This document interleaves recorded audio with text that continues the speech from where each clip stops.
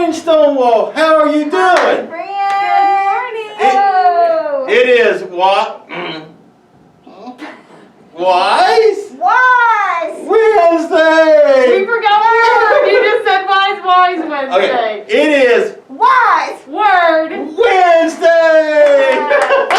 Also known as Wacky Wednesday. Yes. We are very wacky We are today. wacky today. As you have been able to tell, it has been wacky. Wait till you get to Friday. Yeah. Woo! Wacky, Yeah, wacky. we're kind of ahead of schedule because Yeah, we next are. week is But going we're to be. so excited for We next are. week. Yes. We are. We're just Yes. And man, we have fun. We have Yes, fun. We have Woo. to. All right. We hope you guys are having fun. Yes. Laughing. As much as we do. Yes. Yes. Yep. At Well, the appropriate time. Yes. Yes. Slide that in there. Yes. Very good. Well, on Wise Word Wednesday, I have the two very wise. Oh, thank you, Sizemore. I'm Miss Boswell, your school counselor. And I'm Miss Lindsay. And we also have the very wise and wonderful. Mr. Sizemore with CIS. And we are coming to you from Support You News. And ladies, on Wise Word Wednesday, Yeah. man, we have two wise students. Very wise. We do. Yes. Today Shall- we have. Shall we? Shall we? Can I? Yeah, Shall we? shall we? You can. We Absolutely. shall. We have the very wise Dominic and Come Anila. on in, guys, Come and on say in. good morning to Stonewall. Are y'all feeling wise and wacky? Wacky and wise. Wacky and wise That's where we're at today. Wacky and wise. All right, guys. Are you guys ready to hear a story with us and give our school some wise words? Yeah. Let's get Awesome. started today. Okay, friends. So today we are going to read a story from Once Upon a Time, storytelling to teach character and prevent bullying. Are you guys ready? Yeah. Okay, today our story is called The Children and the Frogs. Once upon a time, a group of students ran down to the pond near their neighborhood.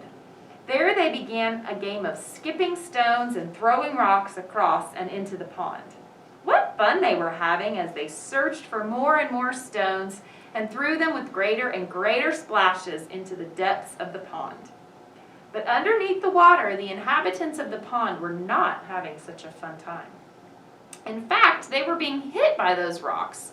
Their homes were being damaged and their bodies hurt. They trembled at the bottom in fear. Finally, the oldest and bravest frog swam to a lily pad on the surface of the pond and croaked loudly. The students stopped their games and looked. "Please, children, do stop your terrible games," said the frog. "While it might seem like simple fun to you, it means pain for us." And he hopped back into the water. Did the students stop their games? I hope so. What do you think? What do you guys think? Did they stop their games? Probably. You hope Probably. so? We definitely Yeah. hope so, don't we? Absolutely, me too. This is a very interesting story. If you had been a student, what would you have done? I would have probably stopped. Yeah. Have you ever been in the situation where what you thought was pretty harmless, something that you were doing was pretty harmless, you were having fun, maybe you didn't recognize the bigger impact that it was having? Yeah. And then when you realized that bigger impact, how did that make you feel? I felt bad. Maybe you Bad felt or a little sad, bad, yeah. right? Yeah. Upset. Upset. And not because you didn't know, but because you didn't realize, right? So we have to give great consideration to our choices and what impact they have on everything and everyone around us, don't we? That happens with our words a lot, doesn't it? Sometimes we're joking or we're kidding around with someone, and what we meant as a joke and we thought was kind of said in jest or innocence, turns out it really maybe hurt their feelings, or they didn't like when we said that about them, right? So again, our words are very powerful, and we have to think about those things and how they affect the people around us, right? So if that does happen with our words, how do we address that with the oldest and wisest frog came up and addressed it with the students? How would we address maybe hurtful words? That message that was sent wasn't necessarily the message that we received. How do we handle that? Maybe apologize. Okay, so maybe say, hey, that hurt my feelings, and see if they apologize. Yep. What Letting else? them know. Saying sorry. Okay, saying you're You're sorry. the one that Yeah. maybe said the words that hurt that you didn't Yeah. intend for them to hurt. Absolutely. Great ways to handle that. So think about, this is a pretty strong story that takes some thought. Think about what you think the students did. And if you were in their shoes, we know that word, it being in someone else's shoes is called empathy. Do you remember that word?